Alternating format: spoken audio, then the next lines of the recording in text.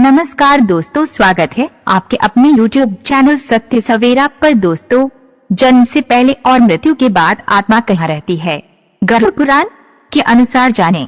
मित्रों, जैसा कि हम सभी जानते कि हमारे शरीर नश्वर हैं और यह बार बार जन्म मृत्यु को प्राप्त होते रहता है, लेकिन मरता सिर्फ हमारा शरीर ही है। इसके अंदर रहने वाली आत्मा को कुछ नहीं होता है। वह शरीर की मृत्यु के बाद वह आत्मा एक शरीर से लेकर दूसरे शरीर में प्रवेश करते रहता है और ये सिलसिला चलते रहता है। मगर आज हम लोग जानेंगे कि मनुष्य के जन्म से पहले और मृत्यु के बाद आत्मा कहाँ जाती है, क्या करती नहीं, इन्हीं सब के बारे में जानेंगे, जिसका वर्णन हिंदू धर्म के 18 पुराणों में से एक गरुड़ पुराण में दिया गया है।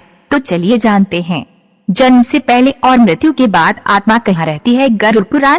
जन्म लेने वालों में भी जरूरी नहीं कि वे मनुष्य योनि में ही जन्म लें। इससे पूर्व ये सभी पितृलोक में रहते हैं, वहीं उनका न्याय होता है। आत्मा 17 दिन तक यात्रा करने के पश्चात 18वें दिन यमपुरी पहुंचती है। गरुड़ पुराण में वर्णित कथा के अनुसार जैसे ही एक आत्मा अपना शरीर का त्याग करता है तो उस आत्मा को परलोक ले जाने के लिए यम का दूत पहले से ही वहां मौजूद होता है, जिन्हें उन यमदूतों को देखकर अच्छे कर्म करने वाले व्यक्ति का आत्मा बड़ी ही आसानी के साथ उनके साथ चल देते हैं। लेकिन बुरे कर्म करने वालों की आत्मा को यमदूत द्वारा जबरदस्ती खींच कर ले जाया जाता है, जिसके बाद उन यमदूतों द्वारा आत्माओं को ले जाकर यमराज के सामने उपस्थित करते हैं, जहां पर उन आत्माओं द्वारा जीवन में किया गए अच्छे बुरे कर्मों का हिसाब देते हैं और 24 घंटे तक वह आत्मा यमलोक में ही रहती है।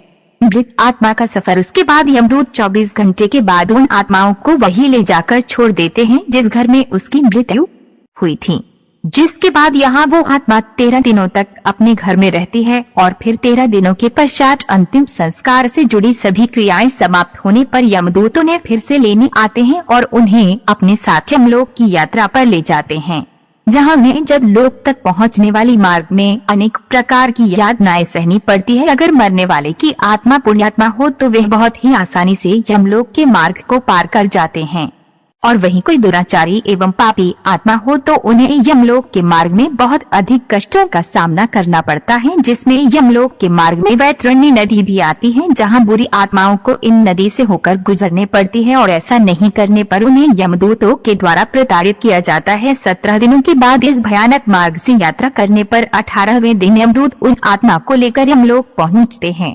यमलोक पहुँचने के बाद यमलोक से सटी पुष्पों का नाम की एक नदी मिलती है, जिसका जल स्वच्छ एवं निर्मल एवं उसमें कमल के पुष्प खिले हुए हैं। उस नदी के किनारे एक वट वृक्ष भी मिलता है, जहां पर आत्मा बैठकर विश्राम करती है और उसके परिजनों द्वारा किए गए पिंडदान उसी वृक्ष के पास प्राप्त होता है, जिससे उन आत्मा में शक्ति का संचार होता है। यमलोक में आत्माओं का स्वर्ग या नरक का गमन नदी पार करने के बाद जब आत्मा यमलोक में पहुँचती है तब आत्माओं को यमदूतों द्वारा यमराज की सभा में उपस्थित किया जाता है, जहां उनकी सभा में एक से एक बढ़कर ज्ञानी एवं विद्वान मौजूद रहते हैं। तब धर्मराज उन आत्मा को किए गए कर्मों के अनुसार एवं वहां उपस्थित ज्ञानी एवं विद्वानों की सहमति से उन्हें स्वर्ग या नरक लोक भेज दिया जाता है, जहां वह अपने कर्मों का फल भोग सके। कुछ आत्मा ऐसी भी होती है जो मोक्ष को योग्य होती है, उन्हें विष्णु लोक भेज दिया जाता है। ऐसे आत्माओं को फिर इस संसार में पुनर्जन्म लेने की आवश्यकता नहीं पड़ती है। स्वर्ग गए हुए आत्मा देवताओं के जैसे शरीर प्राप्त करके अपने कर्मों का फल भोगते हैं, और नरक में वास करने वाले आत्माओं को भी एक दिव्य शरीर मिलता है जिसकी मृत्यु नहीं होती है, परंतु उन्हें इस शरीर में उन्हें नरक में मिलने वाले कष्ट एवं पीड़ा सहनी पड़ती है। स्वर्ग या नरक में गए हुए आत्माओं के जब कर्म फल का भोग पूरा हो जाते हैं तो फिर उन्हें पृथ्वी लोक पर आकर पुनर्जन्म मृत्यु के चक्र में उलझना पड़ता है। स्वर्ग में गए हुए आत्मा फिर से मनुष्य योनि में जन्म लेकर अपना कर्म करने लगते हैं।